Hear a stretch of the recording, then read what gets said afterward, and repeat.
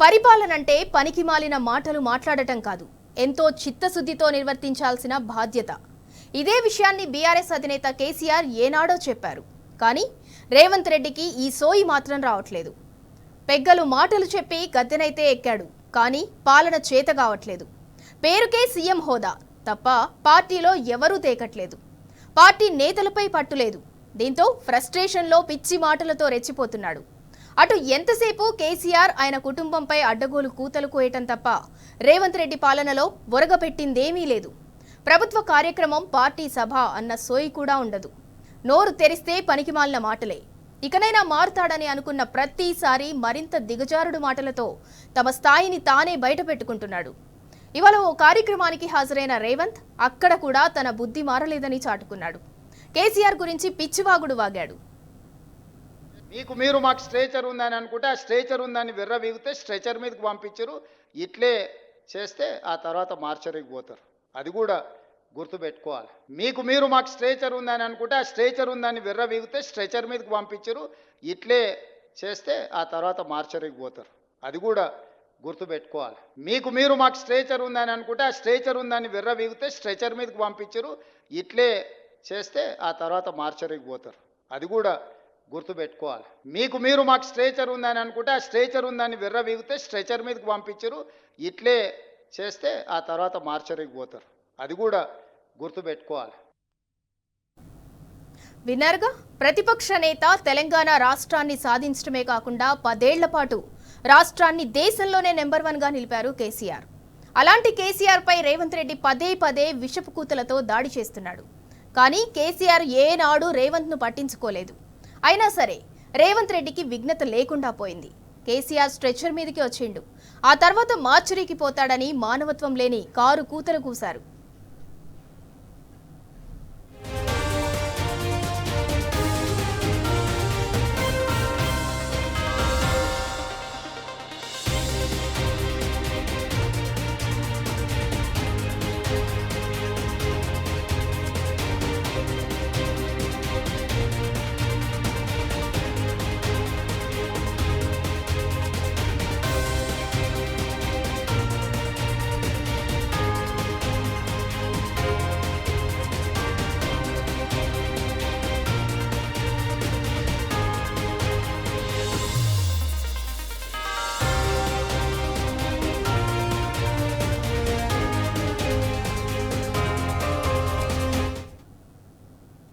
Right, ఇక ఇదే అంశానికి సంబంధించి మరింత సమాచారం మా ఇన్పుట్ ఎడిటర్ సూరజ్ అందిస్తారు.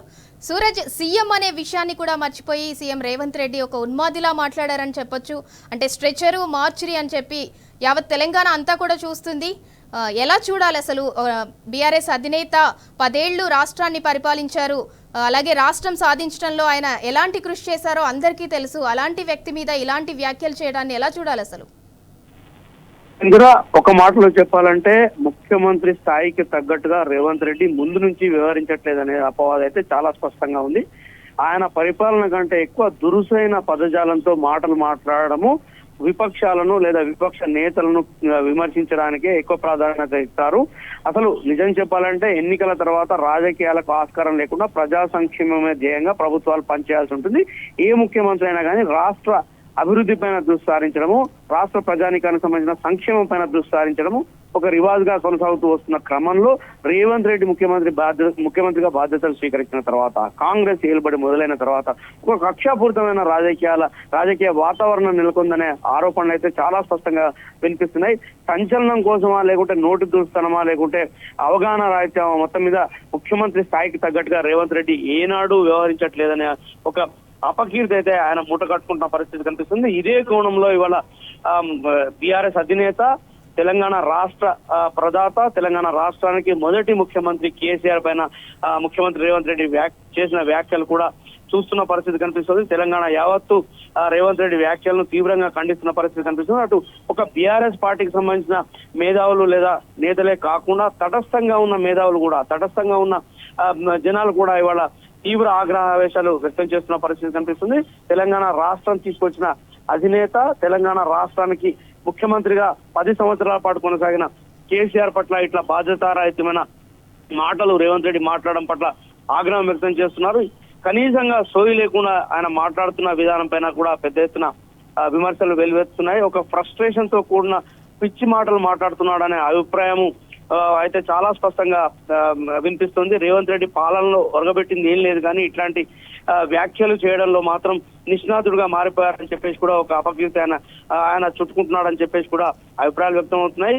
ప్రభుత్వ కార్యక్రమం, పార్టీ సభ అన్న సోయి కూడా లేకుండా ఆయన మాట్లాడుతున్న తీరుపైన కూడా పెద్ద ఎత్తున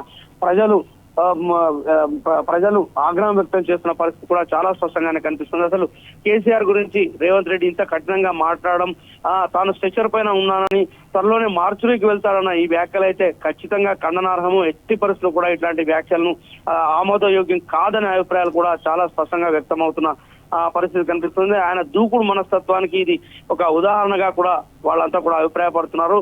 ముఖ్యమంత్రి నుంచి వచ్చే ఈ రకమైన వ్యాఖ్యలు ఏవైతే ఉన్నాయో ఒక ఒత్తిడికి లోనై లేదా బహుశా ఒక ఉద్రేకానికి భావోద్వేగానికి లోనై నిగ్రహం కోల్పోయిన పరిస్థితిలో ఆయన వ్యాఖ్యానిస్తున్నారని చెప్పేసి కూడా ఒక అభిప్రాయం వ్యక్తం అవుతుంది. రాజకీయంలో ఎదురవుతున్న ఒత్తిళ్లను తట్టుకోలేకే మానసికంగా ఒక రకమైన భావజాలానికి గురై ఇట్లాంటి వ్యాఖ్యలను ముఖ్యమంత్రి రేవంత్ రెడ్డి ప్రయోగిస్తున్నాడని చెప్పేసి కూడా ఒక విమర్శన అయితే ఖచ్చితంగా వినిపిస్తోంది. ఇట్లాంటి వాటికి సైన్స్ పరంగా కూడా కొన్ని అధ్యయనాలు ఈ ప్రసంగాల పట్ల కోట్ చేస్తున్నారు కొంతమంది మేధావులు.